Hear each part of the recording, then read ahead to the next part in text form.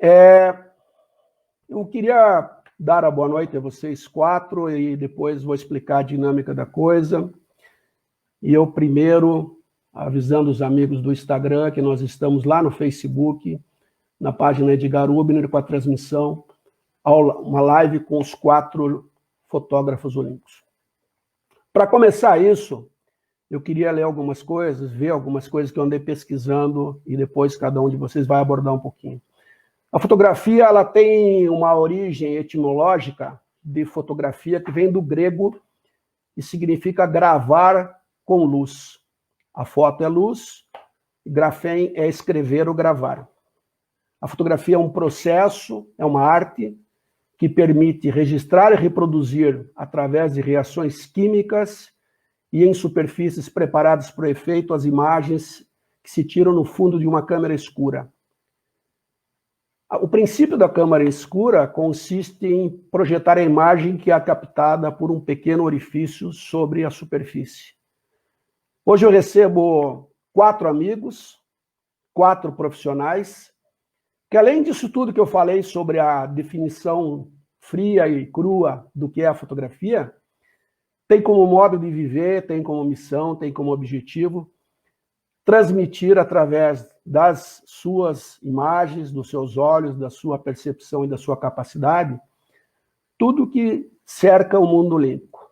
As cores, sentimentos, vitórias, derrotas, frustrações e, principalmente, deles, que são as pessoas que nunca ou estão na frente das câmeras, é que a gente recebe as melhores mensagens.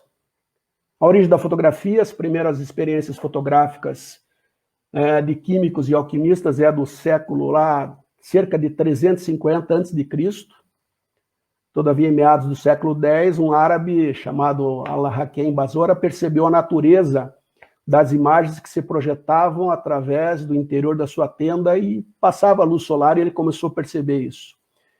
Em 1525, já se dominava essa técnica do escurecimento dos sais de prata. Em 1604, o químico italiano Angelo Sala já sabia que alguns compostos de prata oxidavam quando expostos à luz do sol. Porém, o farmacêutico chamado Carl Schellen veio a corroborar isso em 1777 ao demonstrar o enegrecimento dos sais expostos à ação da luz. E aí, no ano de 1725, um cientista chamado Johann Schultz projetou uma imagem durável numa superfície. E depois vieram, na sequência, as pessoas evoluindo e nós vamos contar um pouquinho mais da história. Eu quero apresentar o primeiro dos nossos convidados, Saulo Cruz. Saulo Cruz, que tem como experiência os Jogos Pan-Americanos do Rio, 2007, Jogos Paralímpicos de 2008 em Beijing, na China, Jogos Paralímpicos em Londres, 2012, no Reino Unido, Pan-Americanos de Toronto em 2015, quando nós nos conhecemos, Jogos Olímpicos do Rio 2016, Pan-Americano de Lima em 2019 e Universidade de Nápoles em 2019. E, principalmente, de todos eles, os 4, eu acho que a melhor parte do currículo deles, fora Jogos Olímpicos, Pan-Americanos, é que todos já cobrem e participam dos Jogos Escolares da Juventude. Acho que isso dá uma demonstração clara de que não importa aonde, os profissionais são necessários em todas as áreas, desde a iniciação. E lá eles desenvolveram um projeto maravilhoso, que era o projeto Fotógrafo por um Dia, com o nosso Alexandre Castelo Branco, em que pequenos jovens estudantes passavam a conviver com a gente. Saulo, você está com o seu microfone aberto aí. Como é que a foto mudou a sua vida? E conta um pouquinho da fotografia para a gente. A gente vai dar um passo para cada um, depois a gente vai voltar. Uma coisa que eu queria dizer a todos, inclusive o pessoal que está aí no Instagram, a gente não tem tempo para terminar essa live, acho que vai ser a live mais longa da história das lives do Brasil na pandemia, porque O que esses caras me deram de trabalho, já fiz 10 lives até agora. Com eles eu tive que fazer 3 reuniões preliminares, tivemos que fazer ajuste de pauta, tivemos que trocar fotografia porque eles não estavam bem nas fotos, enfim. Então, a aula começa. Eu vou deixar o microfone todos aberto, aí se vocês quiserem dar uma risadinha de vez em quando, para não ficar todo mundo parado. Tá? Vamos lá, Saulo, conta um pouquinho. Saulo, tem a história de berçário, Saulo? Não ouvi. Meu aniversário? Berçário. Meu berçário, o que tem? Você mandou o berçário? Aniversário foi ótimo. Vamos lá, Saulinho. Como é que a foto entrou na sua vida e como ela transformou a sua vida? Primeiramente, quero agradecer o convite, a iniciativa do Rubner, que está fazendo um passa-limpo aí em todo mundo que é envolvido com esporte. Isso é uma coisa maravilhosa. Eu acho que as pessoas que vêm de longe, elas, pelas nossas fotografias, por televisão, o que for, elas não entendem, a princípio, a profundidade que é o esporte na vida das pessoas, né? O esporte, ele transforma as vidas das pessoas, e a gente vê o atleta, muitas vezes, em cima do pódio, e a gente não imagina que ele tem uma história antes daquilo, né? E quando a gente vê o Instagram do atleta, com aquelas fotos maravilhosas de praia, ele curtindo as férias, a gente até pensa, pô, o cara só trabalhou tal dia e já está aí curtindo. O atleta, ele tem uma vida muito difícil, né? É uma coisa que a gente também, por ser fotógrafo, a gente também tem um certo recorte de imagem nas nossas redes sociais, o que for, que também não mostra a dureza que é a profissão, né? A gente costuma colocar os melhores momentos, mas uma coisa que eu lembro também é que nós, fotógrafos, a gente entra em campo em todas as competições, enquanto que o atleta, ele faz aquele trabalho dele e depois volta para o hotel, volta para a concentração, volta para a casa dele. Então, são momentos que tanto o atleta quanto o fotojornalismo, a gente não sabe que existe, né? Então, eu agradeço, né, a oportunidade de você dar voz, você dar a palavra, né, a todas essas autoridades, a todos esses atletas, a todos esses profissionais de imprensa que estão envolvidos, porque às vezes é um trabalho de bailarina, né? Que a bailarina está na ponta do pé, está chorando e gritando por dentro, mas está naquele movimento de sorriso, de leveza, né? Eu considero... Deixa eu dar mais um aviso aqui, tem várias pessoas entrando no Instagram. Nós estamos lá no Facebook, Edgar Rubner, as pessoas estão entrando no Instagram, mas a gente está no Facebook aqui, vocês não vão conseguir acompanhar. Adilberto, vai lá para o Facebook, Pete, todas as pessoas que estão entrando aqui no Instagram. Tem um colega meu que está me perguntando aí que você precisa aceitar, parece. Enfim. Não, no Facebook não. Facebook tá não. Então, vou falar para ele. Bom, posso continuar? Pode, Paulo, vai. Eu acho que a sua pergunta ela é muito sensível para mim, porque a fotografia ela salvou a minha vida.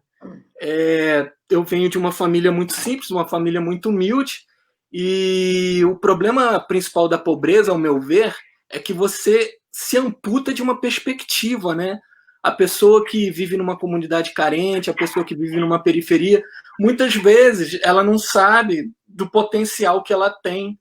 A pobreza ela te brutaliza, a pobreza ela te deixa sem horizontes, né? Então a fotografia ela entrou na minha vida e eu estava sem perspectiva e sem rumo nenhum. Eu tinha acabado de servir ao exército, eu tinha saído do supermercado que eu trabalhava porque eu não aguentava mais aquilo e me alistei porque eu precisava de uma boa razão para dizer à minha mãe que eu tinha que pedir demissão. Aí eu fui para o exército, saí do exército e aí um amigo me indicou para trabalhar como assistente no estúdio do meu primeiro mestre de fotografia, que foi o Jorge Campos. E aí ele me perguntou se eu sabia de mexer no computador, porque aquele momento foi a grande transição, né? A fotografia ela é uma só. Você tem a mesma linguagem, a mesma gramática da imagem, no entanto, a fotografia teve esse grande baque que foi a entrada no digital, né? Os meus colegas que estão aqui comigo podem dar um depoimento até mais profundo, mas o sustentáculo da película ele se transformou num meio de vida e uma realidade concreta, né, na cabeça de muitos fotógrafos. Então, quando entrou o digital, eles precisavam se atualizar. E aí eu era o rapaz do computador. Eu lembro que a minha primeira entrevista, eles perguntaram, você entende de computador? Aí eu, do alto do meu conhecimento de MSN, Orkut e ICQ, eu disse que sabia. Que ano que foi isso, Saulo? Que ano que foi isso? Isso foi 2000. Foi por aí, 2000. Né? E eu acho que ele disse assim, o seu Jorge, olha, ou você aprende Photoshop ou você está no olho da rua. Aí eu passei numa banca, comprei todos os livrinhos, naquela época era muito comum, né? Muito antes de internet, você tinha muitas publicações afins, e principalmente naquele momento de transição, Photoshop, né? E tudo. Aí passei a noite lendo, decorando, no outro dia já era o PhD praticamente, sem tutorial no YouTube, nem nada. E aí comecei a fotografar aqui em Brasília, né? Você tem os 3 poderes. Eu comecei no judiciário, uma experiência muito interessante, só que teve era como se fosse aquele momento que a Dorothy ela sai do mundo dela e entra no mundo do Oz, né? Que ela tá no Kansas, ela é tudo preto não, ela tá tudo preto e branco. Aí, de repente, ela entra naquele ciclone e sai no mundo colorido, né? Então, eu fotografava mogno, senhores de capa preta, um ambiente austero, um ambiente, sabe, as vidas das pessoas sendo decididas ali, uma coisa tensa. Aí, de repente, eu fui para o esporte, aí era grama, era bermuda, era luz, enquanto que na corte eu lutava por um pouquinho de luz, sem usar flash. Quem viveu aquela época sabe que você tinha que usar sensibilidades baixíssimas para poder conseguir uma foto perto da real, que o digital era, inclusive, tremendamente criticado. Dizia-se que o digital era uma coisa passageira, que não ia vingar, ou que talvez a película jamais seria superada. E hoje qualquer celular tem mais do que uma película de filme, só na dimensão de pixel. Não vamos gastar todas as histórias aqui. Pois é. Nós já vamos voltar aí com você. Beleza. Eu quero colocar aqui alguma informação. 2 pontos aí. 2 pontos. Falou? Boa, Washington. E aí, em cima do que você falou, Saulo, eu também fiz um levantamento aqui que a primeira fotografia que foi reconhecida é uma imagem produzida em 1826. Foi um francês que chamava Niepce, Joseph Niepce, que uma placa de estanho coberta com derivado de petróleo, fotossensível, né? Betume da Judéia. O Washington estava lá, você viu ele falando aí.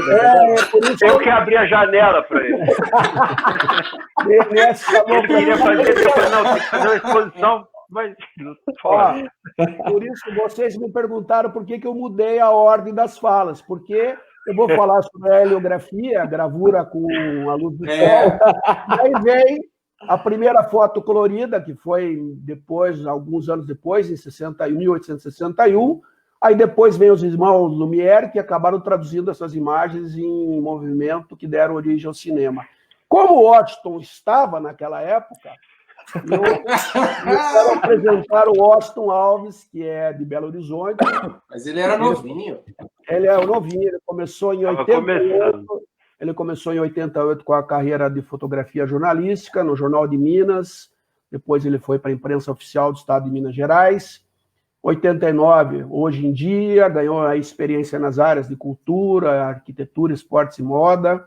Acho que ele se especializou bem em moda, porque ele se veste super bem usando a moda.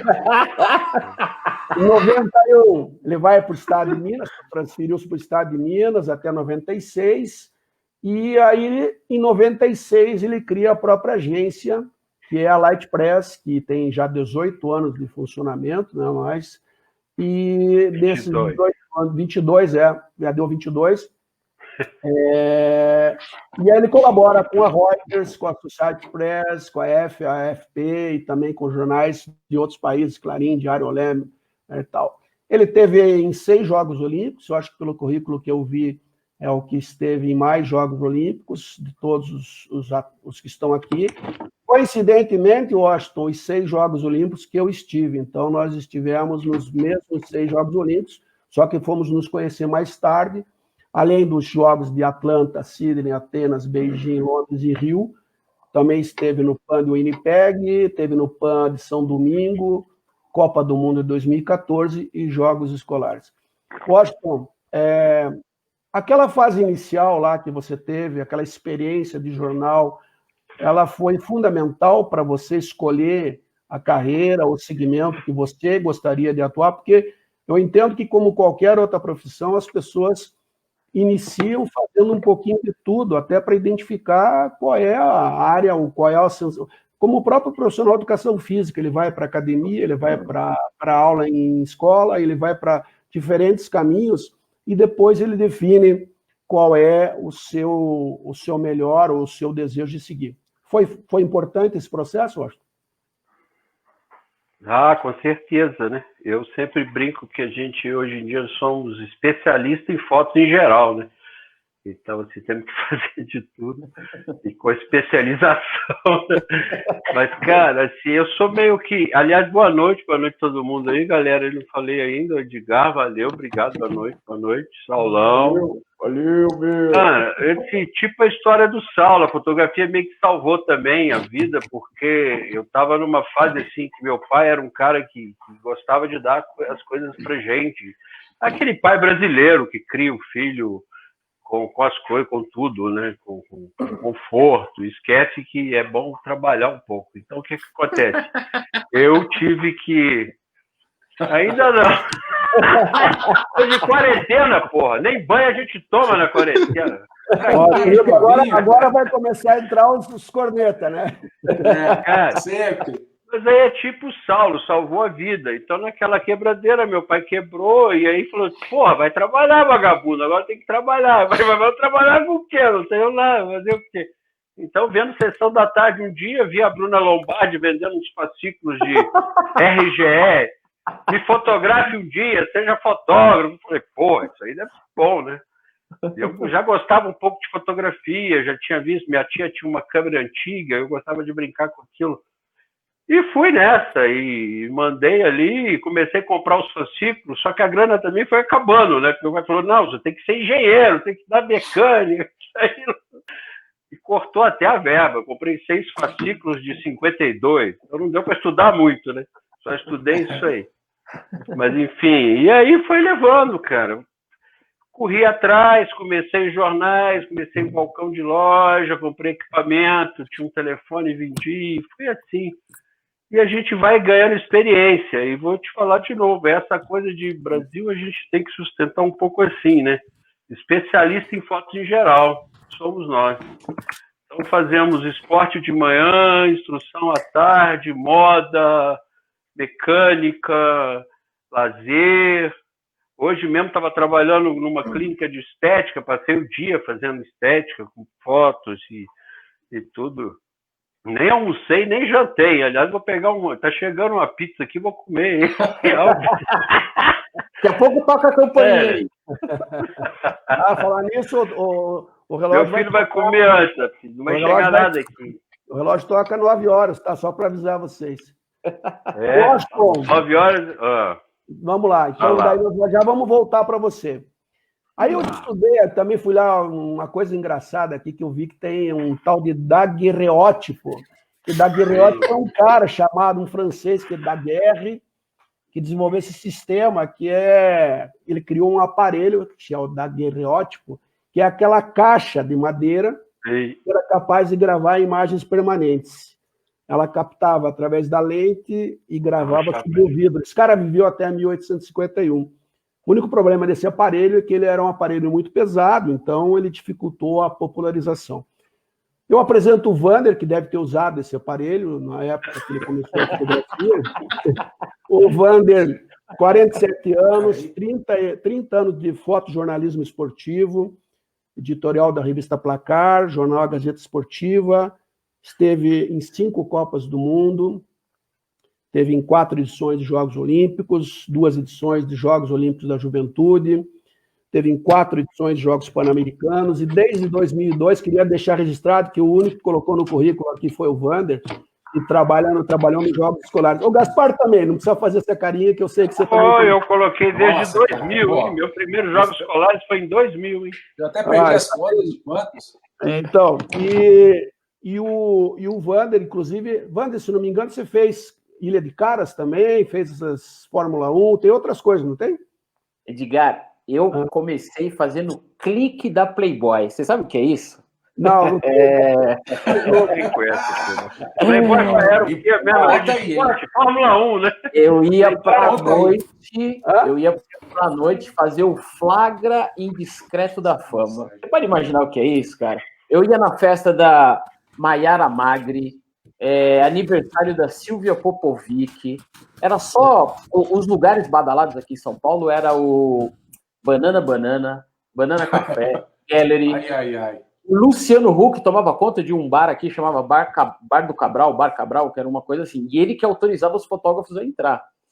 Então, antes de... Quando eu passei a viver de fotografia, eu fiquei 2 anos freelando. Eu fotografava futebol, quer dizer, diga-se de passagem, eu nasci para fotografia dentro de um campo de futebol. A primeira vez que eu peguei uma câmera e fiz uma foto foi de um jogo, uma partida de futebol. Era uma partida amistosa, São Paulo e Rio Branco, lá em Americana. Mas, obviamente, no início, como o início de tudo nunca te rende dinheiro. Eu não conseguia ganhar dinheiro fotografando futebol. Então, o relógio tocou aí. Eu tava com medo de sair aquele cara do reloginho e dar aquela martelada. E aí, eu fotografava futebol de uma maneira... Tudo, na verdade, é o seguinte, de 93 a 95, tudo que eu fotografava estava condicionado. Se os caras publicassem, eu ganhava. Se não tivesse publicação, eu não ganhava nada. E à noite é que tinha uma oportunidade muito boa de fotografar esses flagrantes, essas personalidades. É meio que um paparazzi. Em 93, chegou a Revista Caras no Brasil, né? A Revista Caras, ela tem origem argentina e ela chega no Brasil. E a Cara chegou aqui com um editorial forte, pesado, muito fotógrafo, cobertura, enfim. Então eu fazia assistência, montava a luz, né? Ia com um fotógrafo, montava a luz. Então eu trabalhei de assistente na Revista Caras no começo. E à noite eu ia para as festas para poder fotografar as festas. E aí eu separava o material. Isso é bem legal porque o Saulo comentou sobre isso. Eu separava o material, eu tinha 2 editoriais. Um ia para o clique da Playboy, que aí era um flag discreto, a modelo que foi assinar, aí pagou peitinho, uma outra que sentou, pagou calcinha. Então eu ficava ali buscando esses flagrantes e fazia um outro material que era um material mais sério, né? Que aí já tinha uma postura que era um material para caras. E eu fotografava nessa época em cromo. O Washington sabe o que é isso, né, Washington? Fotografava em daquerreotipo. Exatamente. Eu fotografava em cromo, eu saía com um filme de 36 poses, fazia uma festa, revelava, depois separava, bom, esse aqui é o material para caras e esse é o material para Playboy. E aí eu entregava para os editores responsáveis, e aí, sei lá, daqui uns 15, 20 dias, a editora, o editor ligava, a gente publicou uma foto sua, você precisa passar aqui para assinar uma CCDA, né, que era uma ordem de pagamento, para poder receber. Então, eu tive a melhor parte. Então, meu começo, antes de assim, me dedicar totalmente ao esporte, foi vida de paparazzi à noite. E eu vejo, assim, que tem algumas características que assim, pelo currículo, o Saulo tem uma linha mais do paralímpico, né? Talvez pelas oportunidades, o Washington mais olímpico, Jogos Olímpicos, você mesclando um pouquinho com o esporte e outras coisas mais sociais, porque a gente tem conversado muito sobre isso. Um marco histórico também que eu busquei aqui, e aí o Daniel Varsano está mandando aqui que tem muita história, essa live vai render, André Matos, Alexandre. O marco histórico aí foi o marco histórico foi em 1901, né? quando a Kodak lança uma câmera comercial e popular. Então, em 1901, a Kodak começa a lançar a primeira máquina. Em 1935, a Kodak introduziu o Kodachrome, a pioneira na linha de filmes coloridos, e nessa linha também a americana Polaroid cria a fotografia colorida instantânea. Então, nós estamos falando aí, em 1935, a criação da Polaroid. E aí outra inovação, que é a mais recente, que é uma câmera digital que só surgiu em 1990. Uma máquina digital que era a DCS-100, era mais fácil de manipular e mais barata. E para isso, para comentar isso, o mais jovem de todos, que é o cara que chegou com essa geração, que começou com essa geração, quero convidar a falar sobre o nosso amigo Gaspar. Não é você, Washington, é o Gaspar Nóbrega. Que a esperança nunca morre. Nunca morre. O importante é isso. Não adiantou fazer a barba, não, menino. Gaspar teve nos Jogos Olímpicos de Atenas. Não, é a luz que eu botou mesmo. Teve Londres 2012, Rio 2016, Copa do Mundo de Futebol no Brasil, Copa das Confederações 2013, Pan-Americano do Rio, Guadalajara e Toronto. Teve na Copa do Mundo de basquete, aí já foi para o lado do basquete na Turquia, em 2010, Espanha 2014, no Sub-17 em Argentina 2018 e na China em 2019, além dos Jogos Escolares. Gaspar, talvez, vou dizer uma coisa aqui, que embora a gente tenha aí uma evolução de equipamentos, embora a gente tenha um início tão difícil da fotografia, porque as pessoas tiveram que aprender primeiro a entender a luz dentro de uma câmera escura, etc, etc. Mas eu acho, pelas fotos que vocês produzem, que nenhum equipamento substitui o olhar e a sensibilidade do fotógrafo. Eu acho que ajuda, melhora, aí vamos falar de iluminação, vamos falar de ângulos e etc, etc. Mas a arte e a capacidade é exatamente por trás daquele olhar que vocês têm. É isso mesmo? Os equipamentos modernizaram, ajudaram, mas não substituíram? Boa noite aí, pessoal. Ubner, é exatamente isso. Eu acho que sim, o equipamento, né, ele ajuda bastante, com certeza. Agora, a sua capacidade de criação, né, o que você tem acumulado na sua cabeça, quando toda a informação que você tem, é usado isso, né? Por isso que é uma arte, né? E cada um tem a sua característica, né? Você pode levar 2 fotógrafos para o mesmo lugar que as fotos vão ser diferentes, entendeu? Vou te dar um exemplo numa modalidade esportiva aí. Eu falo esportiva porque é a área que eu mais atuo, né? Então, se você... por exemplo, eu pratico tênis hoje. Eu, com certeza, por eu ter um conhecimento pessoal, né? Você tem conhecimento dos detalhes de movimento, o movimento que é mais bonito, o movimento que mais funciona, entendeu? Vai ser um pouco diferente do fotógrafo que ele não pratica, né? Entendeu? Então, esse detalhe que vai valorizar mais a foto, ele faz uma diferença, né? Nesse caso, do profissional ter esse conhecimento prático, né?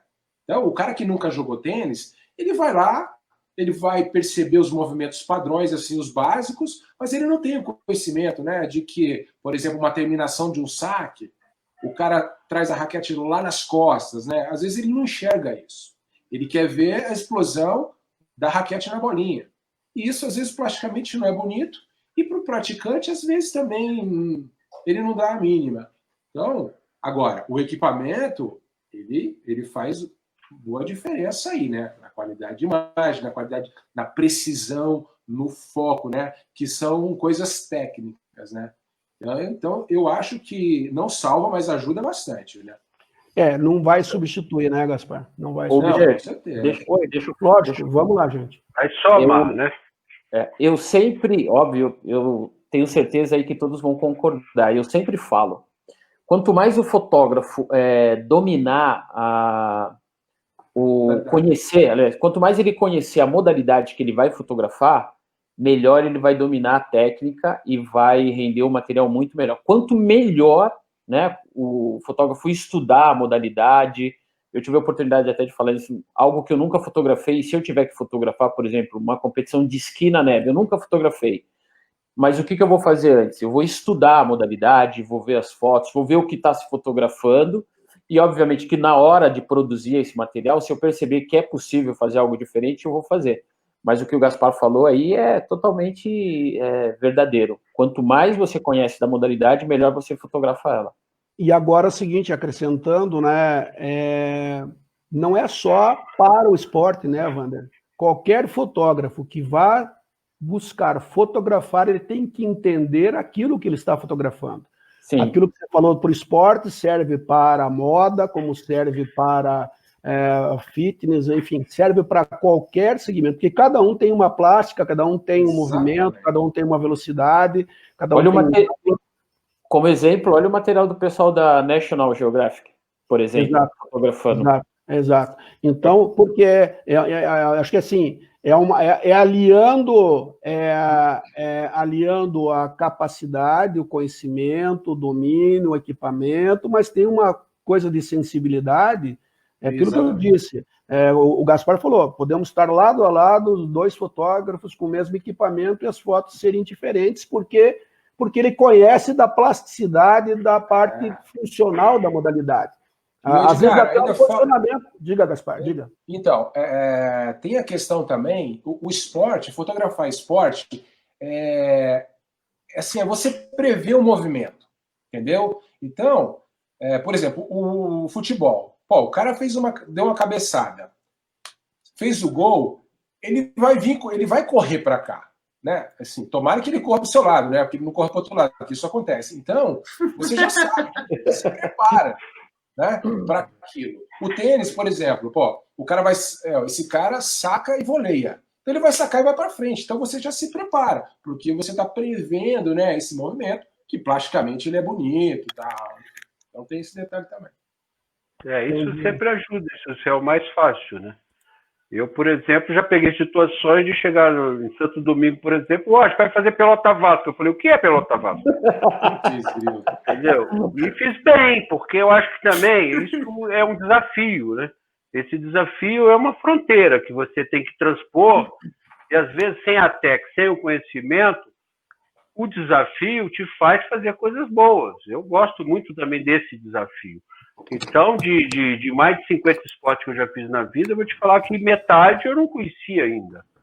E foi coisa assim, de cair na pauta, de estar na pauta do dia, sabe? Então, tem tudo. É lógico que a técnica, o conhecimento nunca é demais. Pô, a informação é tudo na vida, né, cara? Eu falo que tem gente que entra na fila para perguntar para que é aquela fila. Então, se você tem informação, você não precisa, né? Mas a gente que trabalha assim, no dia a dia, que trabalha com divulgação, que trabalha com várias empresas para divulgar o trabalho das empresas, às vezes você chega num ambiente sem saber o que você vai fazer. E às vezes você está na rua, te chamam no rádio e fala, vai fazer pelota vasca. Porra, não tinha nem internet para pesquisar. Chega lá o que é. Aí você olha, e aí esse desafio é interessante também, é legal. Porque é uma foto inédita, é diferente, é um outro olhar, né? O diferente é sempre legal também. Né? Posicionamento, né, cara? O Rafael...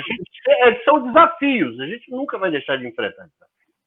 Não, porque como eu digo, existe uma evolução do equipamento, mas existe uma evolução, o surgimento de novas disciplinas, com novas técnicas, a ginástica artística com novos movimentos, enfim, cada nado tem uma característica diferente. Já que a gente está falando de pautas, histórias, para a gente cair um pouquinho mais em histórias, queria que vocês comentassem aqui um episódio que vocês me relataram. O Serginho, que era um jogador de futebol do São Caetano, foi fotografado pelo Gaspar, fazendo os exames antes de entrar na equipe do São Caetano, e um mês depois que fez as fotos, o Serginho ele veio a óbito num jogo lá no Morumbi. Em contrapartida, lógico, é uma infeliz coincidência, mas é um exemplo de como a fotografia se encontra. Quem fotografou o enterro do Serginho lá em Coronel Fabriciano, em Minas, foi o Washington. Dá para vocês contarem um pouquinho dessa experiência, os dois aí? Um fotografa o cara em vida, se preparando para o jogo, e o outro fotografa o final da vida no enterro lá em Coronel Fabriciano. Gaspar? Edgar, realmente é muito curioso. Eu nem sabia que o Washington tinha fotografado o enterro dele, eu sei que ele é de lá, mas eu nem sabia disso. Uhum. E realmente, né, é uma coisa, é um fato trágico, né, mas a gente como fotojornalista esportivo, né, no caso, a gente estava ali para isso. Então foi o seguinte, no início da pré-temporada do São Caetano, como é de praxe, né, todos os times, eles fazem os exames, né, preventivos, de coração e tudo. E eu, assim, aleatoriamente, escolhi 3 atletas ali, que eram os destaques do São Caetano, e, pô, o Serginho, coincidentemente, ele estava fazendo ultrassom lá, e ele estava deitado na maca, e eu fiz uma foto de cima, né, procurando um ângulo que pegasse o monitor, o médico e ele, e diga, beleza, né, essa foto foi para o jornal, como um registro e tal. E aí, um jogo lá no Morumbi contra o São Paulo, o cara vem a falecer dessa forma, né? E na mesma hora, o editor do lance, né, no jornal no qual eu trabalhava, me ligou e falou assim, Gaspar, você tem aquela foto, né, do Serginho? Eu falei, tenho. Não, então manda para cá porque tá o mundo inteiro querendo essa foto. Para vender, né? Essa foto foi comercializada na Lance Press, que era uma agência do Lance, do próprio Lance. E, enfim... Eu inventei. Então, existe essas coisas, né, Rubner? E essa foto, ela foi usada no processo porque a família, os advogados, foi processar o médico do São Caetano, né? Foi, assim, terrível, né? Foi uma confusão total. E esse médico, ele foi lá no jornal me pedir essa foto e foi como é que eu posso dizer? Foi colocada dentro do processo todo para tirar a culpa do médico lá, né? Vamos dizer assim. Então, foi usada como prova. Deve ter Que ano foi mesmo, Gaspar? Não lembro o ano. Eu acho que 2004, 2003, por aí, cara. Eu estava começando no lance. Então, eu queria lembrar qual agência que eu fiz na época. E aí, Washington, e aí você... Cara, eu já fui contra ele, morreu e foi um dos primeiros, assim, foi o primeiro caso, parece, que já não tinha desfibrilador, aquelas coisas todas no estádio, um estádio preparado para um caso assim. Como ele morreu assim, virou mundial, né? E como eu já tendo agências internacionais aqui em Minas, nesse ano, se foi de 2000 para cá, já era Reuters. Então eu fui para... Chamaram e me mandaram para Coronel Fabriciano fazer o enterro. Foi aí que eu fiquei sabendo da história, da foto do Gaspar e tudo, para me inteirar um pouco para chegar lá e saber.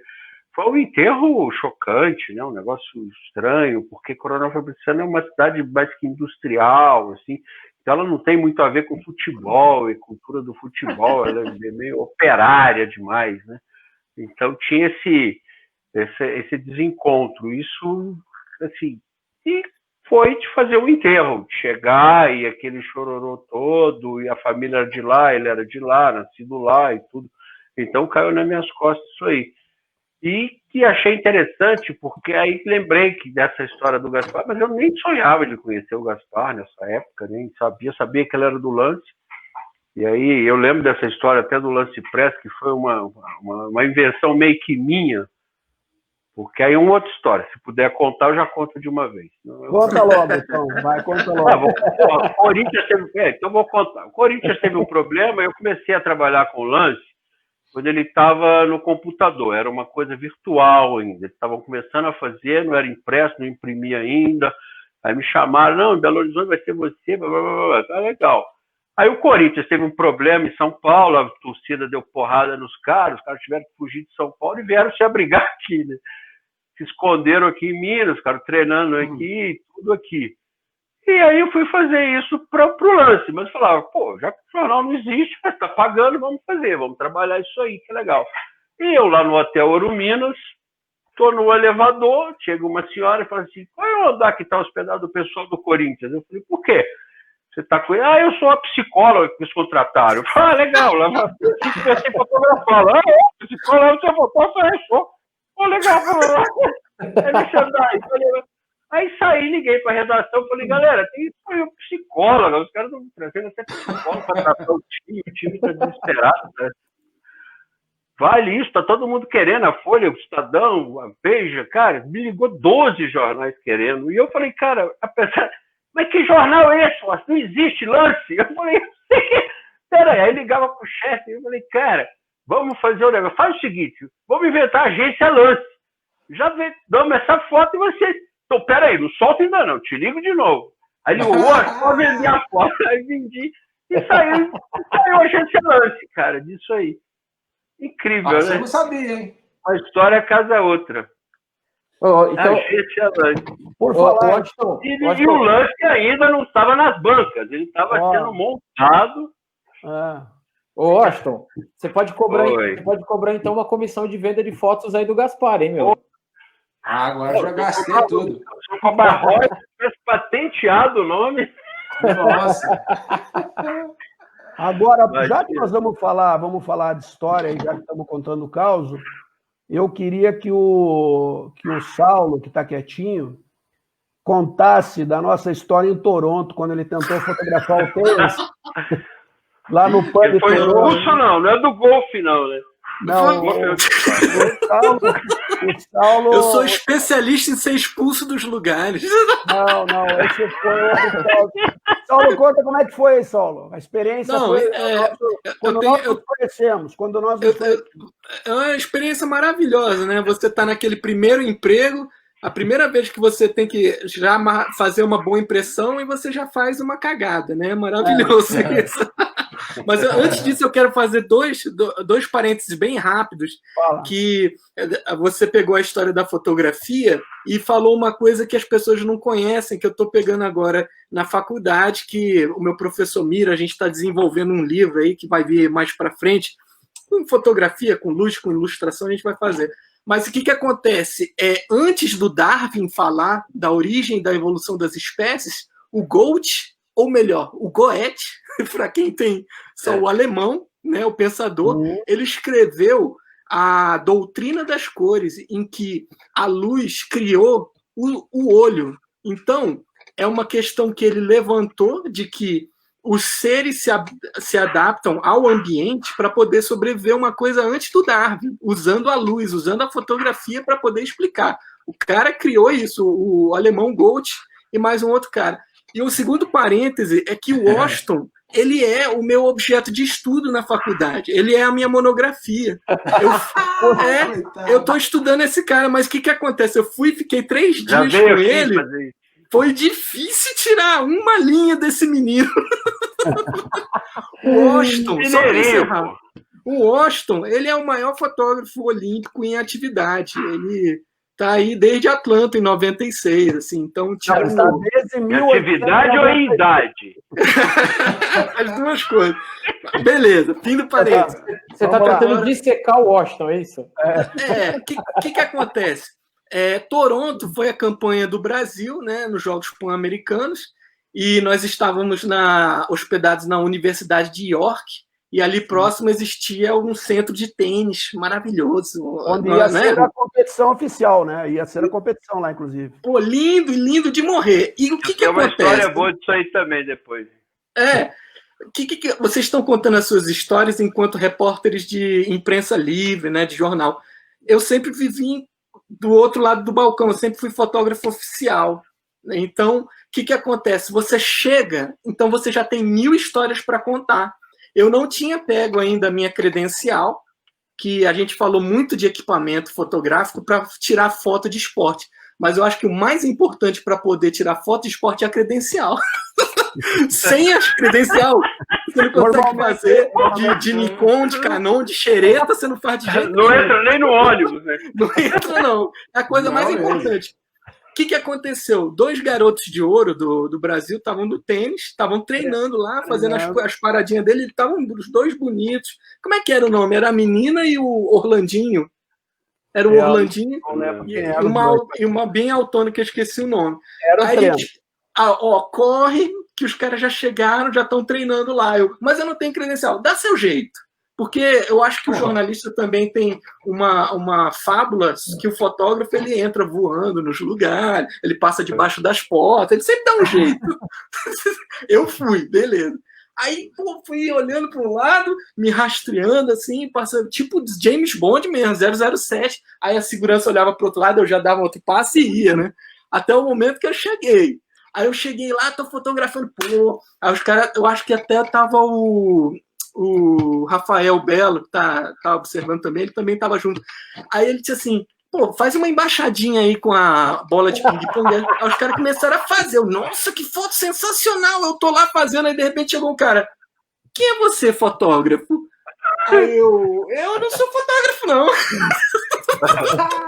Mas de onde você é? Não sei o quê. Não, mas eu tenho que tirar foto aqui, eu sou do Brasil. Aí de repente chegou o Rubner. Pô, aquela figura, né? O chefão da delegação, né? Chegou lá, gigantesco.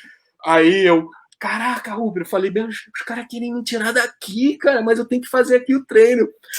Cara, esse homem derrubou um trovão assim em cima de mim. Foi a maior bronca que eu tomei na minha vida. E eu olhava, mas eu tomei café da manhã com esse senhor, uma pessoa tão gentil, cara. A gente conversou frivolidade, falamos piadas de sacanagem, uma pessoa legal. E ele tá aqui, o cara me humilhou, cara. Como que você é capaz de fazer isso?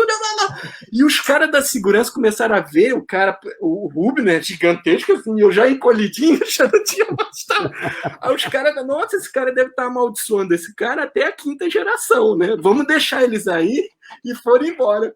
Aí a segurança foi embora, ficou eu e o Rubner, assim, aí o Rubner batendo meu ombro, tá vendo como eu consegui que você ficasse? Na verdade, eu gritava com ele em português. Não é possível que você não vai entrar aqui para fotografar, que você tem que fotografar. O cara estava de desespero, mas é que eu não tinha combinado com ele, né? E o alarme de incêndio no hotel, lembra, Sal? Lembro. No hotel teve um alarme de incêndio de madrugada, nesse mesmo caso aí, mais ou menos no mesmo dia. E eu uso óculos escuro, mas todos de grau, né? Pra dormir? Tocou o alarme. Eu subi na cama e fiquei dando soco no alarme. Para, esse negócio não para. Porra, não para. Aí abri a porta, todo mundo correndo. Eu falei, ih, caralho, o negócio é sério. E saí procurando o meu óculos. Não achei, só achei o óculos escuro, que é de grau. Porra, falei, foda-se, vale a vida, mas vai seguir. Desce de pijama e óculos escuro e uma câmera no pescoço. Desce tudo de escada, chega na porta, cheio de gringo, bombeiro. E ninguém nem me olhava, de óculos escuros, fotografando. Foi. Vander, tudo é muito bom. Como é que era às 6 da manhã em Lalanda? Aí, o Cláudio estava nessa aí. Raquetebol, Vander. Cara, eu diria que aquilo foi um achado, né? Porque La Loma, como é? São Luís Potosí, né? São Luís Potosí é uma cidade que a gente fez a aclimatação para o PAN de Guadalajara 2011. Eu tive a oportunidade de coordenar lá, como coordenei York, como coordenei Londres e como coordenei Toronto também e Rio de Janeiro, né? É isso aí. Deixa eu mandar um abraço aí pro Cláudio Mota. Olha o Cláudio Mota aí. Ele estava nesse dia do incêndio. O Cláudio me olhava e falava assim, pô, jogo escuro. Eu falei, pô, é o que tem. Eu e o Cláudio Mota também tem uma história boa. A gente fotografou a posse da Dilma sem credencial, sem nada. Essa história também é interessante. Mas La Loma, a gente tinha uma missão, né, de fotografar ali toda a delegação do time Brasil numa aclimatação. Só que eu e o Edgar Rubner desenvolvemos ali uma prática todo dia de manhã. 6h30 da manhã. 6h30 da manhã, a gente jogava um squash. Raquetebol. Racquetball. Modalidade que está nos Jogos sul-americanos, inclusive. Ô, Vanderlei, foi aquela que você não perdeu nenhuma, pô, de Chegar ao galo? Olímpico. Foi aquela que eu não perdi nenhuma. Ele ganhou até. Eu ganhei o apelido de King Racket. E ele ganhou o Racket. Quem era patinho de quem aí, Não. então? Não, eu vou contar para O você. Wander deixava o Rubner ganhar, que eu sei. Não, eu tinha que deixar ele ganhar, porque senão ele não deixava eu almoçar lá, entendeu? Se eu não ganhar, você não vai participar do refeitório. Não, mas era assim, óbvio, cara. Eu nunca tinha jogado aquilo na minha vida. Também não. O Rubner já, macaco velho, enfim. Cara, os primeiros dias, cara, tomei um baile, né? Tomei um baile, perdia, e aí ele ganhou o apelido, né, de King Record, e ele me apelidou de Black Record. Black Racket. Vai vendo. Só que aí, os primeiros dias, ele ganhando, aí ganhava e batia, meu patinho, não sei o quê. Meu, passava um dia sacaneando, né? Passava um dia. Cara, teve um dia que aí eu fui pegando a mão do jogo. Não. Vai mentir agora ao vivo. O dia que eu compliquei o jogo pra ele, cara, ele ficou bravo. Aí sim, esse dia eu entreguei mesmo a partida, deixei ele ganhar, porque ele me ameaçou e falou: se eu não ganhar, você não almoça, só isso, cara. Foi isso que aconteceu. Teve medalha? Não. Falador. Gente, eu vou colocar umas fotos aqui, uma fotinha de cada um de vocês que vocês me mandaram. Boa. Queria que vocês comentassem e depois o pessoal aí vai mandar aí uma opinião sobre a foto preferida. Lógico, cada um de vocês deve ter milhões de fotos bacanas de todos os eventos que vocês fizeram, mas essas fotos elas devem ser significativas, tem algum motivo especial. Então, eu vou começar aqui, vamos ver quais são as que eu tenho abertas aqui. Não vai mostrar foto do clique da Playboy aí, Edgar. Nossa Não, ainda não. Quando começou na Playboy, tinha que botar uma foto pelo menos no quarto do hotel. O cara já ficou nervoso, você viu? Que Logo. Eu fiz essa parte. Não sei. Tinha uma ficha e fazia as fotos. Posso contar uma historinha da Playboy aí rapidinho? Pode contar enquanto eu procuro as Não, fotos. porque eu fiz Playboy também, mas não as festas. Aqui, Você posou, mestre? De motéis. Sério? Você guardou um exemplar aí pra você? Uma fisheye, que é uma lente que faz 180 graus. Então eu entrava num motel que tinha 2x2, fazia com a fisheye, o motel parecia que era da Playboy, tinha 20x20. E aí publicava na Playboy e o cara faturava uma grana. E eu também ganhei um dinheirinho aí, né? Mas é importante isso. E pra fisheye dá dinheiro. Você fazia o guia de motéis da Playboy? É isso? Aqui sim, fiz vários anos. Era uma fisheye, lembra? Foto, Wander, desculpa aí, foto. Jackson 5, poxa. Os passos eram muito pequenos, né? Eu errei a foto, Wander, desculpa Só aí. eu tinha essa lente, cara, não tinha concorrente. Desculpa aí, Wander, errei a foto. Essa foto aí eu tô usando o óculos que o Washington me deu. Esse óculos escuro aí foi quem emprestou para essa foto aí. Jackson 5, cara. Essa é do Saulo. Pô, conta a Grande história da Saulo. foto pra gente aí, Saulo. Essa fotografia é muito importante para mim, porque ela atingiu três elementos muito importantes da carreira de todo fotógrafo, que é você ter a ideia, né? Você tem o trabalho e você tem a história, né? A ideia, quem é esse cara? Lucas Prado, então velocista mais rápido do mundo, durante os treinos para as Paralimpíadas de Pequim em 2008. A gente estava numa ilha de colonização portuguesa. Deficiente visual. Ele é cego. E aí a gente estava em Macau, no Estádio Olímpico de Macau, num encerramento de treino, e aí ele estava deitado no chão, fazendo abdominal, alguma coisa assim, e quando ele se virou, você pode ver marcado, né? Eu acho que era em alto relevo, o uniforme dele ficou escrito Brasil no suor dele. Então, tipo, eu gosto muito da ideia dessa fotografia, e é uma foto que eu fiz a trabalho para o Comitê Paralímpico Brasileiro. Era um momento da minha carreira pessoal em que eu me duvidava muito se eu continuaria sendo fotógrafo ou não. A primeira vez que eu saí do país foi para fazer esse trabalho para o Comitê Paralímpico Brasileiro, e a gente foi logo para a China. E é um exotismo e uma coisa, para mim, que aquela primeira conversa que eu falei, que você não tem perspectiva, foi uma coisa que extrapolou todos os meus sonhos que eu poderia pensar. Uma pessoa que morou no Complexo do Alemão, no Rio de Janeiro, uma pessoa que morou na periferia de Brasília, você está podendo acompanhar atleta de alto rendimento.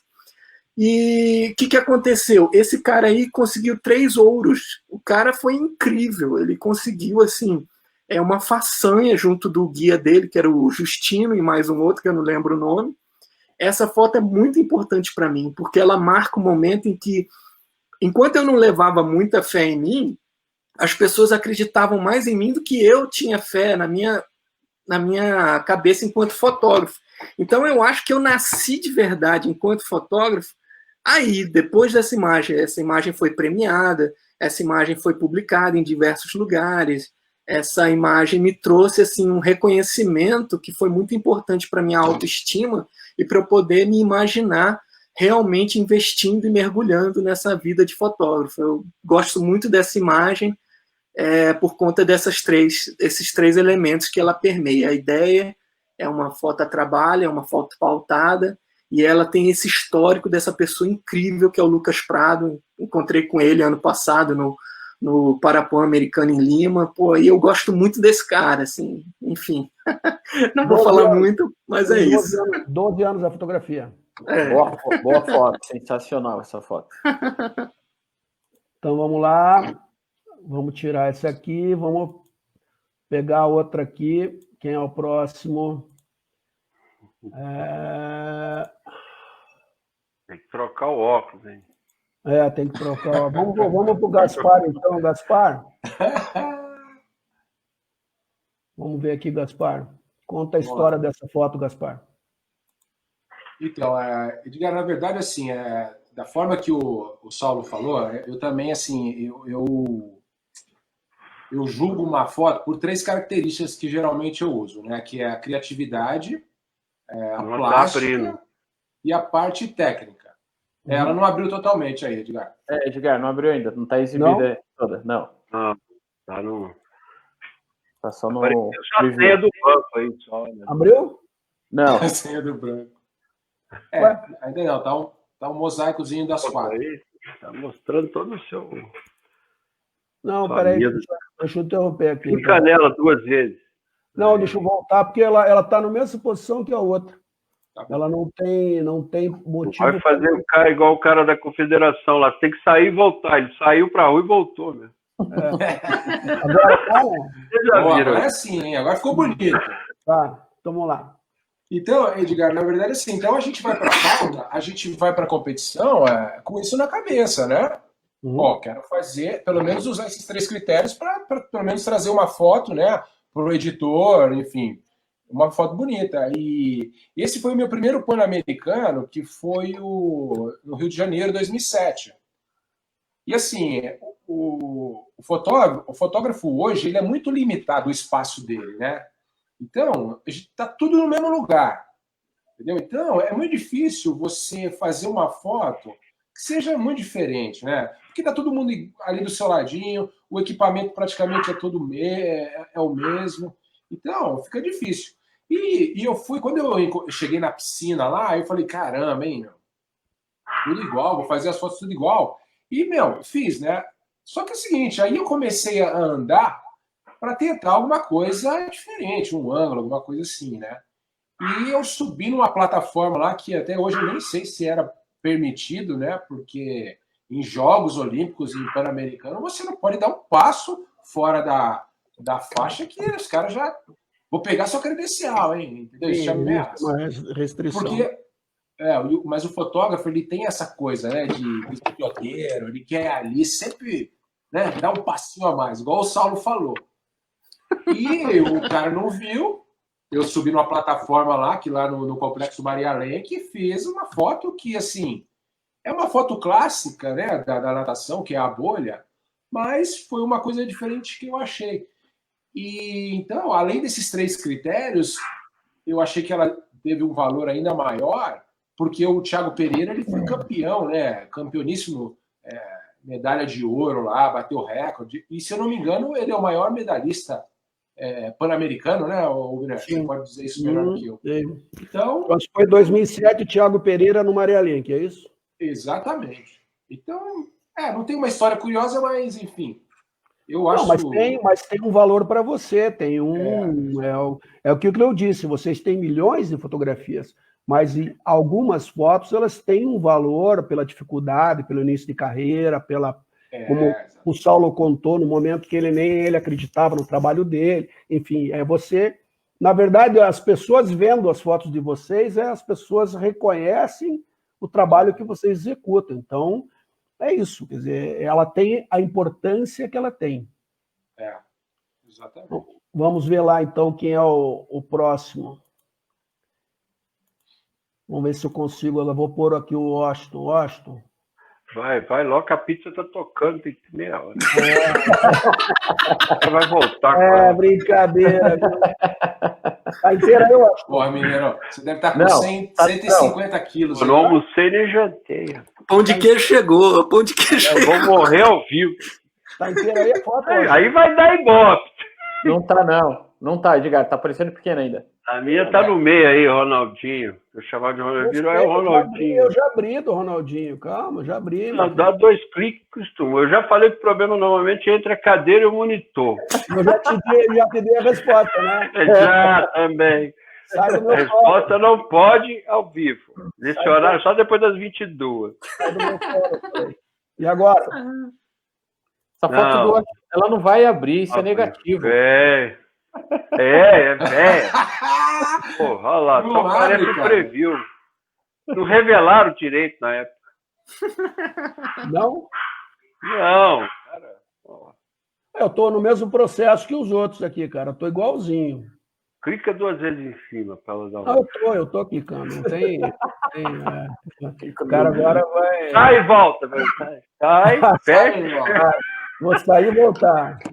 Isso. Tranquilo, vai. Não vai. Não?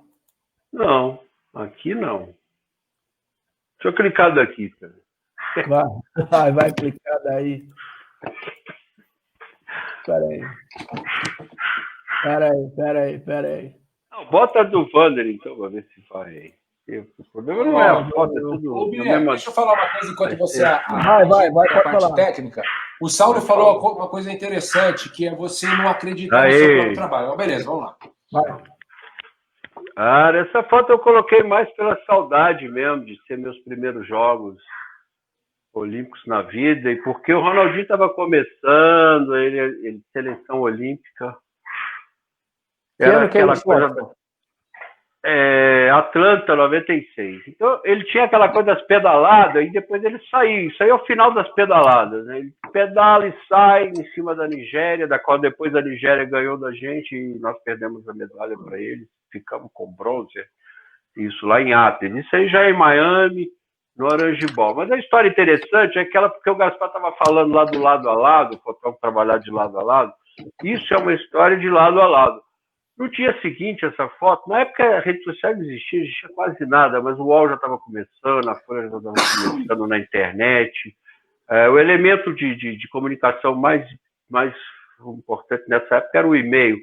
Aí chegou um amigo e falou assim, cara, o colega da Folha de São Paulo está querendo te pegar, você roubou o negativo dele e publicou lá no estado de Minas. Eu falei, caralho, eu roubei o negativo? Aí eu falei, porra, mineirinho vai tomar porrada aqui com esses caras, né, porque... Como é que eu vou provar que eu não roubei negativo de ninguém? Né? E sumi, né, cara? Aí o cara me achou e falou, porra, meu irmão, saiu essa foto aí, igual o chefe já me ligou, quer me mandar embora lá na Folha, falou que, porra, que eu dei a foto pra você, que você me roubou a foto, quer saber isso? Blá, blá, blá. Eu falei, cara, sei, eu tenho a foto. Aí, então me prova. Peguei o meu negativo, peguei meu fotograma, peguei o filme, variamos um com o outro. Cara, até os gomos da bola estão na mesma posição. Então saiu a mesma foto na capa da Folha de São Paulo e na capa do Estado de Minas, que foi o jornal que eu fiz essa foto na época aqui em Minas. Exatamente igual, até os gomos nós olhamos da bola. Quem roubou a foto de quem, afinal?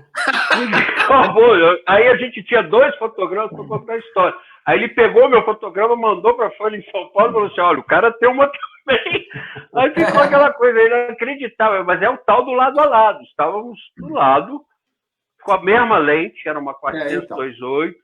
Eu fiz o mesmo corte e ele fez o mesmo corte.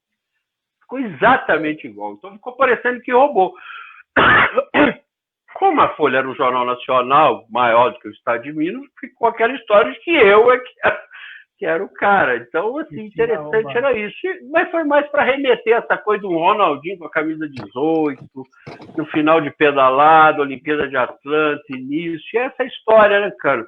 De um colega achar que você pegou a minha foto. Eu falei, não peguei sua foto. Eu tenho esse fotograma também. E tá aí, a gente botou um em cima do outro, tipo um sanduíche, cara, e ficou visível que até os gomos da bola estavam na mesma posição. Incrível, incrível. Muita coincidência. Peraí, Biner, eu acho que essa foto aí, eu acho que além, né, dessa curiosidade do Washington, ela tem uma coisa que para mim, assim, eu também vivi muito na era da fotografia do negativo, do analógico. E Washington... 15 minutos de jogo, isso aí, hein? Isso aí é para revelar. Então, essas curiosidades eu acho interessantes. Quer ver uma coisa? Ó, quanto tempo de jogo você fez, Washington? Cara, eu fazia um pouco menos, porque eu tive a felicidade de estar com uma câmera com espelho fixo. Então eu sabia se a cena tinha bola ou não tinha bola, porque a câmera tinha espelho fixo. Era uma Canon RS, na época. Eu não sei nem porque pararam com esse tipo de câmera. Ela já era rápida, mas enfim, sim, né? e ela fazia 10 por segundo, então eu ficava brincando, tenho bola, tinha fotógrafo que olhava, se falar que tem bola, eu vou te dar porrada. Eu fazia 10 minutos, 5 minutos, 15. Então, quando eu via que eu tinha 4 fotos, eu ia embora. Né? Então, mas aí, qual era o processo? Aí você pegava... Aí revelar. Tinha até a época que tinha que fazer até a cópia para botar na UPI e transmitir, né? Mas nesse período eu já tinha um scanner que já escaneava, já era alta modernidade. Já era aquele scanninho pequeno da Nikon? Sim, o LS20. Isso. 96. 96. Agora, você lembra quantos filmes você usou? A gente não podia fazer muito. Eu, por exemplo, se eu fizesse 2 filmes, eu não conseguia colocar na espiral. Porque às vezes tinha que enfiar debaixo da cama, fechar todo o quarto para escurecer. Wander já tá e bolava tudo. Então a ideia era fazer um filme só no máximo. 36 poses. 36 para tirar tudo que você tinha que contar a história. Porque se me desse 4 filmes para revelar, meu irmão, não tinha como. Não dava para revelar.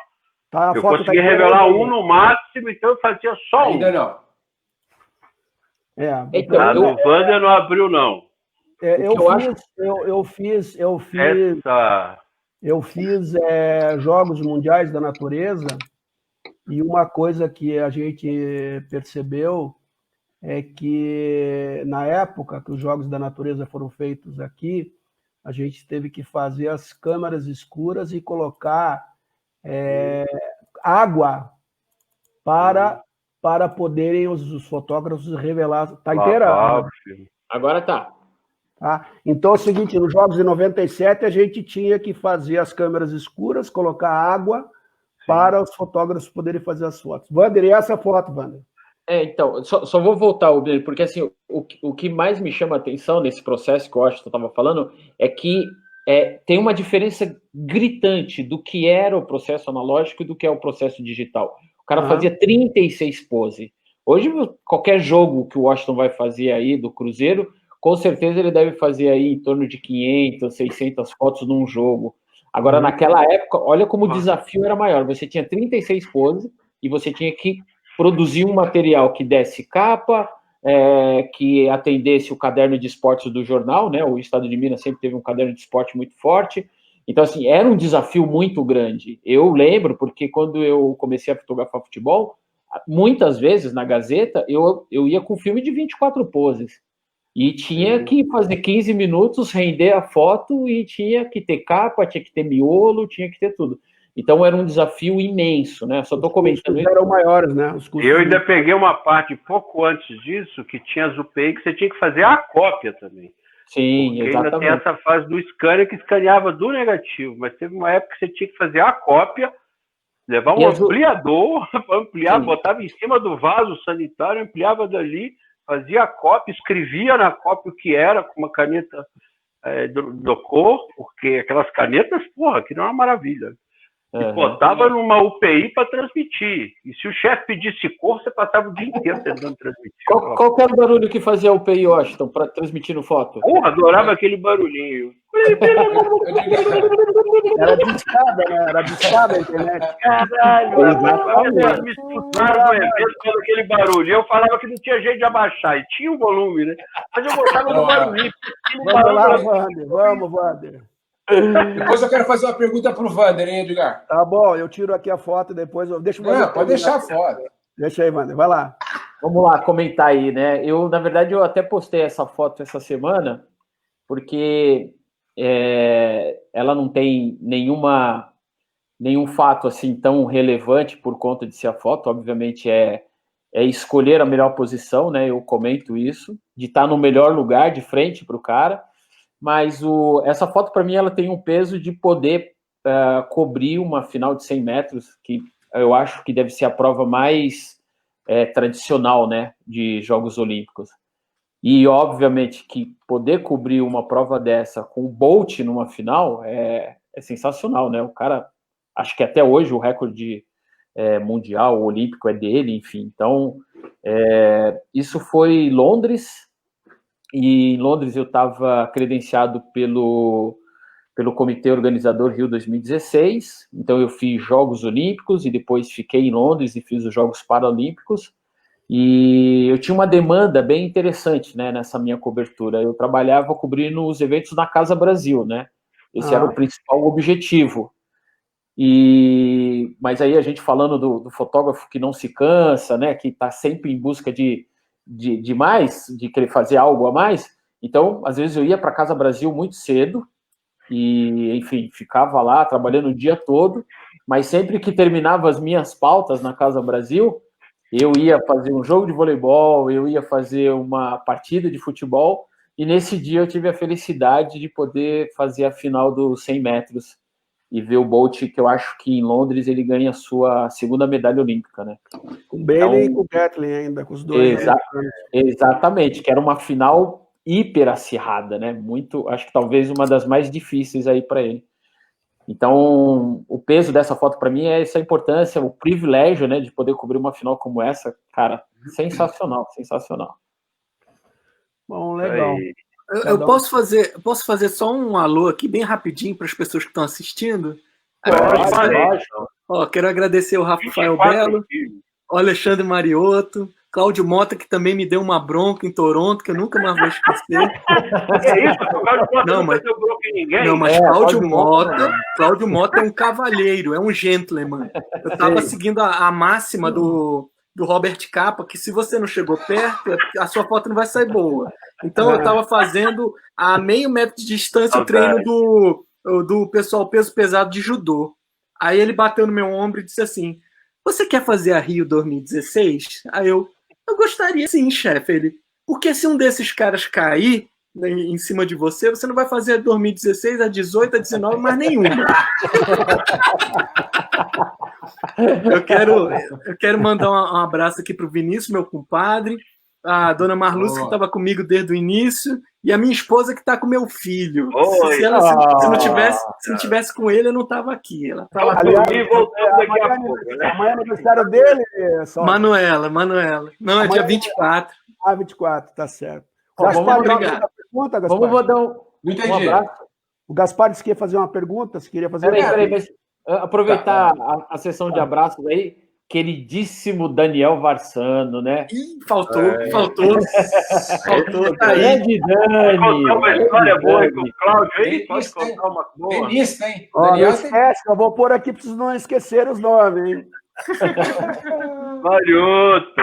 Xande Ratão! Xande é um rato. Pode contar uma boa com o Cláudio? Monstro! Grande Heraldo! Jogos Sul-Americano em Medellín. Porra, cara, tava... Olha o Andrezão. Brincadeira. Olha o Andrezão aí, ó. E aí, Marcos?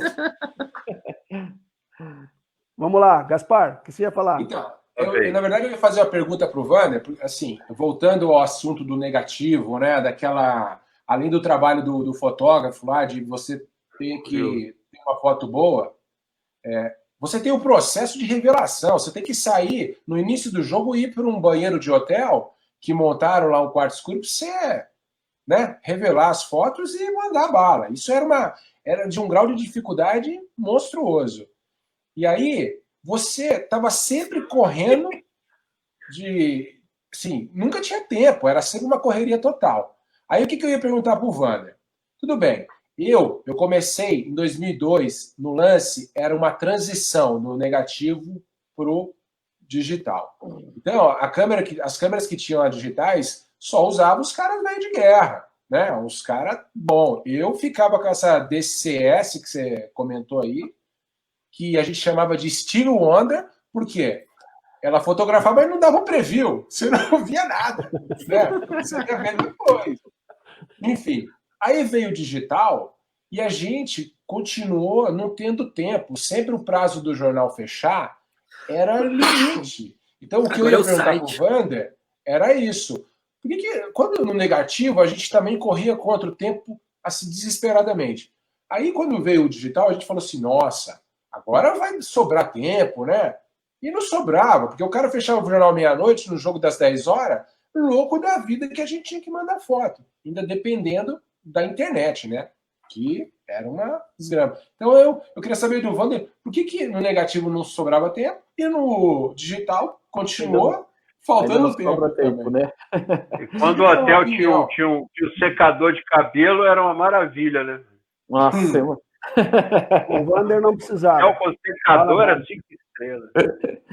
Então, eu acho que tem uma coisa aí, Gaspar, que é bem interessante aí, principalmente nesse processo do digital, e eu acho que hoje a grande questão toda é a rapidez da informação.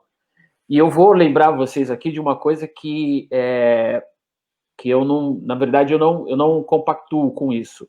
Essa coisa de publicar rápido, não importa o que for. Eu, na verdade, eu não compactuo. Exatamente. Publica qualquer coisa, mas publica. Eu não concordo. E eu digo isso porque eu vou lembrar o fato, porque vocês tiveram, né? O fato do Serginho, por exemplo, é uma história muito que cabe aí nisso, né? O jogador em campo, o fotógrafo está fazendo as fotos, ele tem que sair de campo para transmitir as fotos. Porque no Morumbi, onde o Serginho faleceu, a sala de imprensa é quase já no portão de saída, né? A sala dos fotógrafos lá no Morumbi. Uhum. Então eu fico imaginando o fotógrafo que estava no campo, fez um pouco de jogo, porque você tinha que sair, porque você não tinha, na época do Serginho, ainda não tinha Wi-Fi no campo, eram poucos fotógrafos que tinham conexão com aquele modem 3G, aquela coisa toda. Então eu fico imaginando que nessa pressa de querer publicar qualquer coisa, de mandar as coisas rápidas, imagina um fotógrafo que está numa cobertura dessa, um jogo São Paulo e São Caetano, o cara faz ali um tempo do jogo e ele tem que sair para transmitir. Aí o cara tá lá na sala de imprensa transmitindo as fotos, porque o editor tá cobrando ele, e aí daqui a pouco alguém chega e fala assim, pô, o Serginho caiu lá no campo. O cara não tem a foto, imaginou? Porque foi um fato histórico, mundial, um jogador que faleceu no campo. O cara estava na cobertura, só que naquele momento ele estava na sala transmitindo foto. Então, essa pressa de publicar qualquer coisa, de fazer as coisas tudo muito rápido, obviamente acaba comprometendo a cobertura. Então, por isso que eu não compactuo. Eu acho que tem que ter... hoje o que eu vejo é isso, né? Alguns fotógrafos trabalhando e mandando as coisas muito rápido porque tem que publicar qualquer coisa. Mas eu acho que a gente tem que estar muito atento ao que está acontecendo, porque os fatos, e ainda no esporte, eles não se repetem. Então, você não vai ter oportunidade de fotografar novamente aquilo. Você pode estar deixando de registrar um fato importante. Bom, gente, nós estamos aí com 1h20, a gente não... e eu vou daqui a pouco eu vou abrir para algumas perguntas. Eu pedi a vocês, eu começo pelo Saulo. Saulo, se tivesse... O Saulo está em Brasília, o Wander está em São Paulo, não capital, mas está em Santo André, Wander? Não, eu estou aqui na Zona Leste de São Paulo. São Paulo, o Gaspar está no interior. Sorocaba. Sorocaba. E o Washington está em Belo Horizonte. Então não vale a cidade de vocês aí. 270 metros, morrendo de frio hoje aqui. Saulo, se tivesse que indicar uma cidade para as pessoas conhecerem, de todas essas que você conheceu, uma cidade que você indicaria para as pessoas conhecerem? Eu indicaria Toronto, porque Toronto parece que é o final feliz da humanidade. O dia em que eu cheguei lá, estava sendo celebrado o Dia Mundial da Juventude, com pessoas nas praças. Então você via judeus, chineses, indianos, você via uma pluralidade de pessoas coexistindo, sabe, pacificamente, todo mundo muito alegre, uma cidade, sabe, super cosmopolita. Fiquei apaixonado por Toronto, assim, o que eu vi de lá, para mim, eu acho que tinha que ser o futuro de todas as cidades do mundo. E qual é o livro que você separou para a gente, Ivan? O Saulo, você separou o livro? Eu separei aqui, ó. Como é o nome? Lê o nome. Esse aqui é o Estante Certo, da Dorothy Hazelin. Na verdade, esse é um livro apaixonante. Ele não é só para fotógrafo, porque na verdade ele não fala de fotógrafos, ele fala das fotos que os fotógrafos fizeram. Então, você tem registros assim, desde a beleza de um suicídio que a mulher se jogou do Empire State e foi uma imagem que varreu o mundo, até as passeatas contra racismo nos Estados Unidos, fala estudos de casos como Barack Obama construiu a imagem dele, que ele percebeu que a rede social é um poder, e hoje em dia quem não consegue ter essa visão que é necessário construir a sua própria imagem, você está perdido. O Barack Obama investiu em Instagram, em Flickr, e conseguiu, com uma campanha, né, de orçamento comparado com seus demais, modesta, né, e tem histórias incríveis desse livro, do René Burri, passagem dele por São Paulo, o pessoal da Magno, é outro nível. Estante Certo chama seu livro, é isso? Estante Certo, maravilhoso. Esse aqui, ó, da minha esposa, que eu peguei. Gaspar, qual é a tua colaboração aí de cidade e de livro, Gaspar?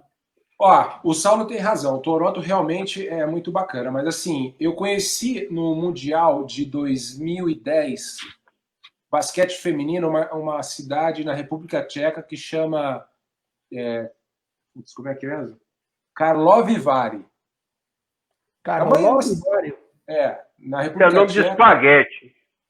Enfim. Mineiro, eu fiquei apaixonado na cidadezinha pequena, assim. Europa.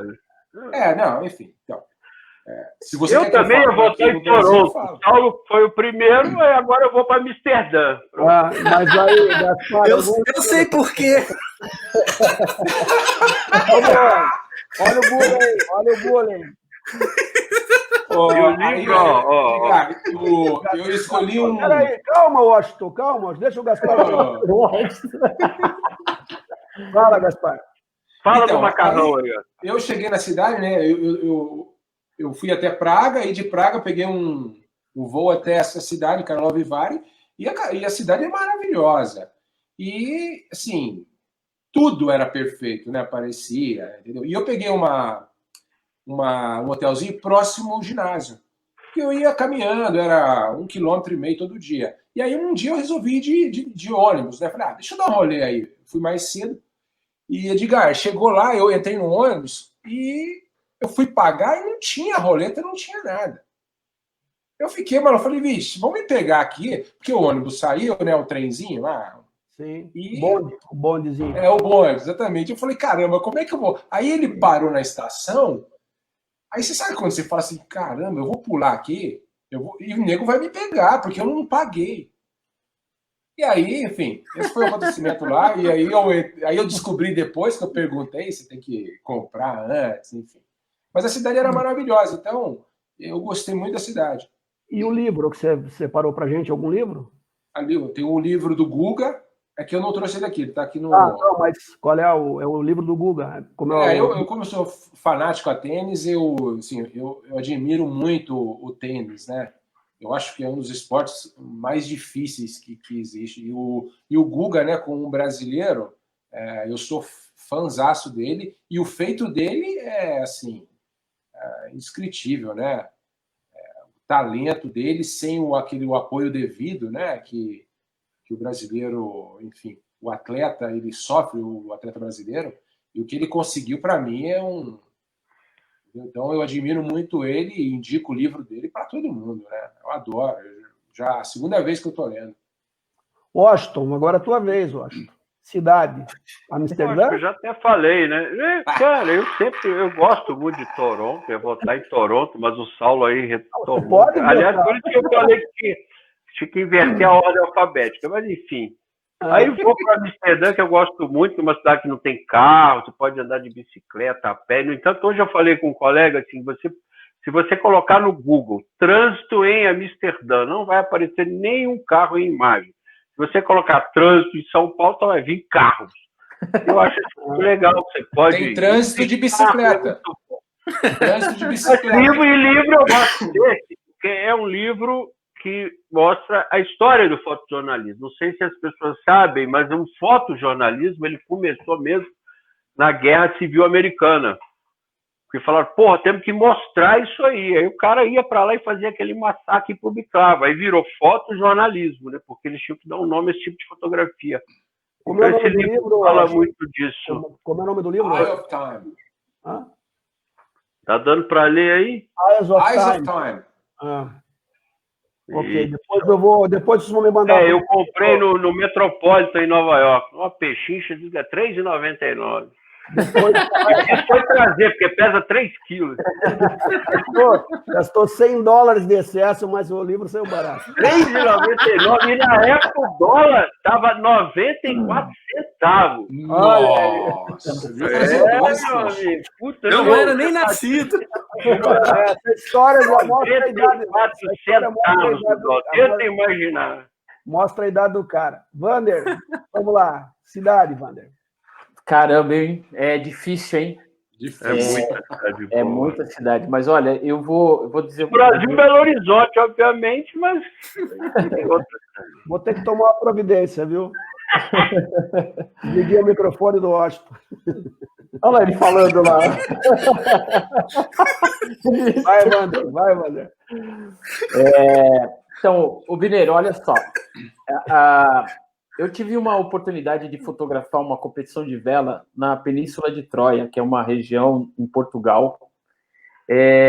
Eu sempre indico, toda vez que as pessoas me perguntam de um destino, eu falo que todo ser humano tem que conhecer Jerusalém.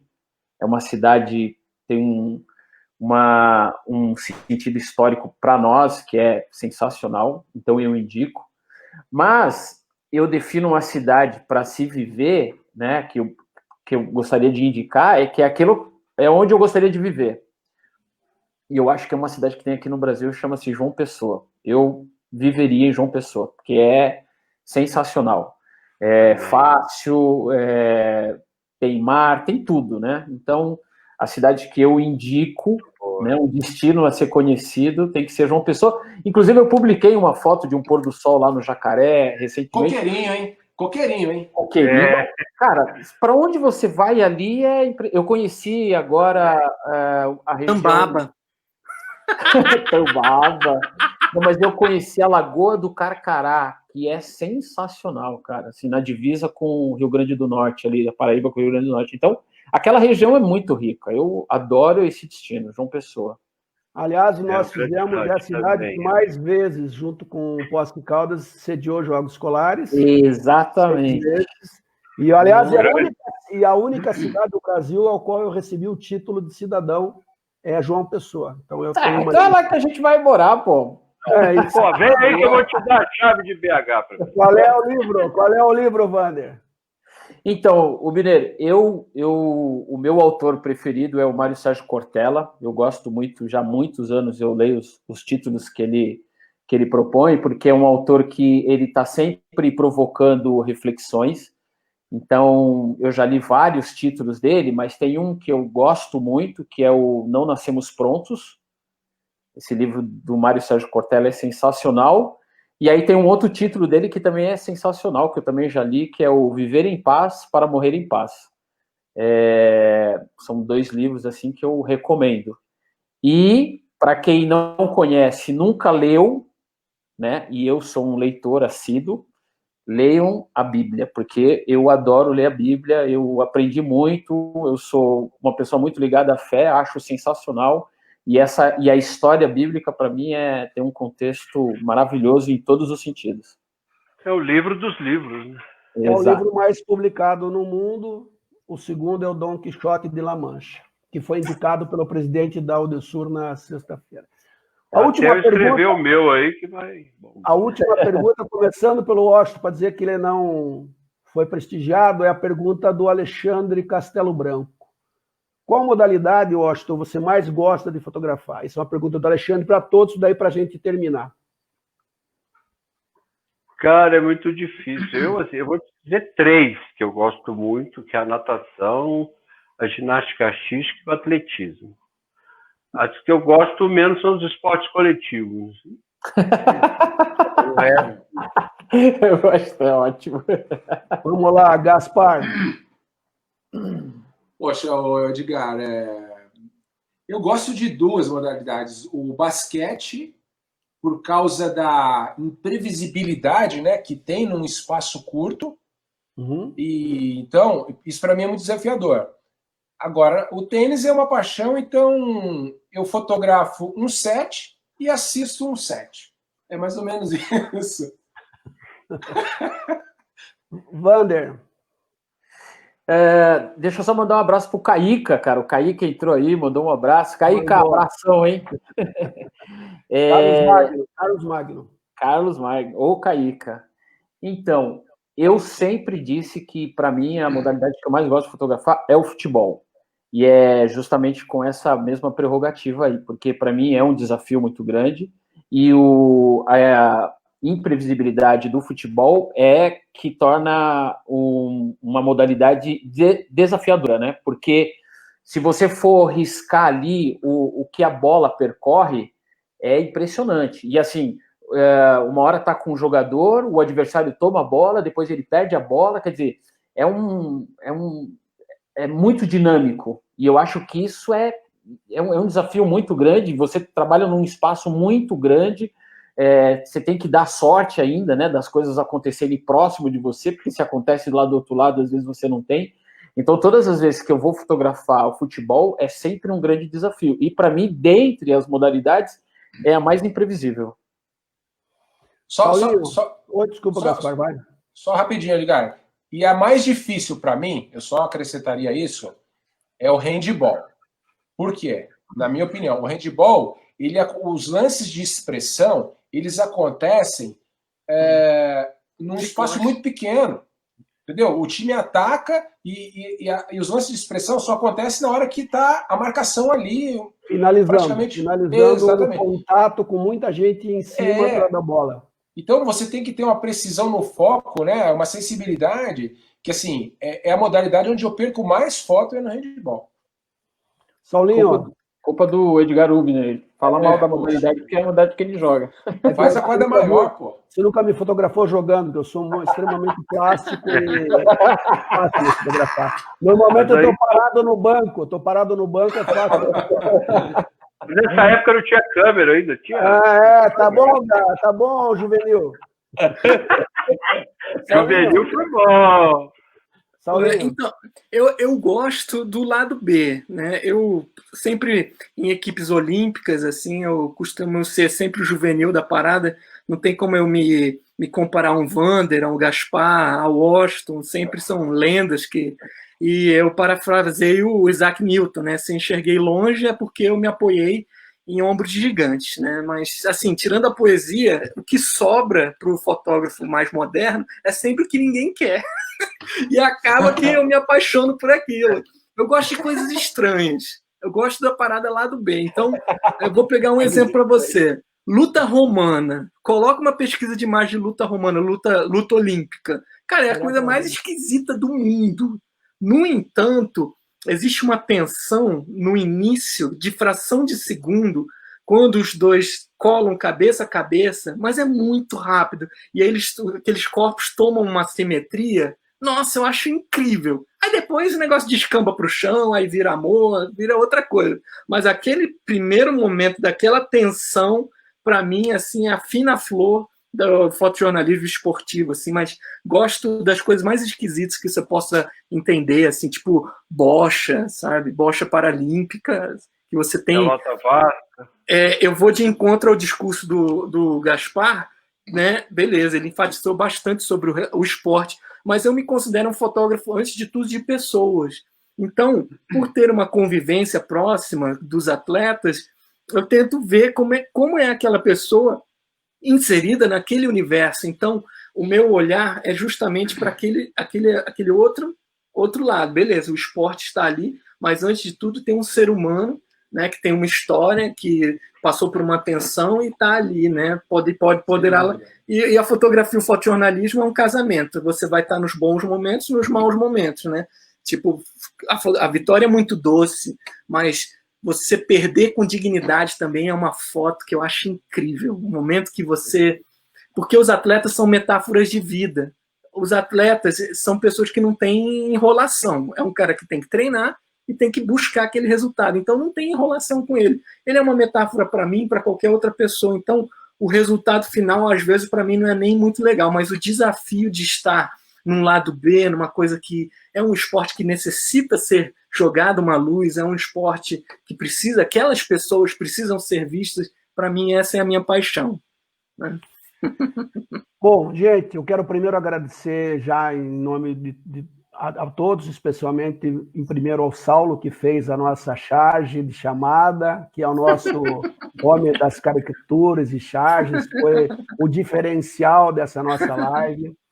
Dizer Obrigado. Que foi um papo espetacular, estamos aqui com 1h37 conversando, e as pessoas que estiveram com a gente, os amigos principalmente, tiveram a oportunidade de conhecer esse grupo de pessoas que, como vocês mesmos disseram, vocês têm aquele carinho, a responsabilidade, o olhar de passar para as pessoas que não têm a oportunidade de estar nesses grandes eventos, a emoção, a sensação, as cores, a visão de vocês, e como disse Gaspar, e vocês repetiram, às vezes vocês só têm aquele espaço reduzido, com todas as dificuldades que o Washington relatou do início, quando as fotografias eram feitas de uma maneira ainda sem ser digital, quer dizer, todo aquele processo artesanal das coisas só dá uma dimensão e um agradecimento. Na verdade, essa live, eu acho que é muito mais um agradecimento do mundo olímpico e do paralímpico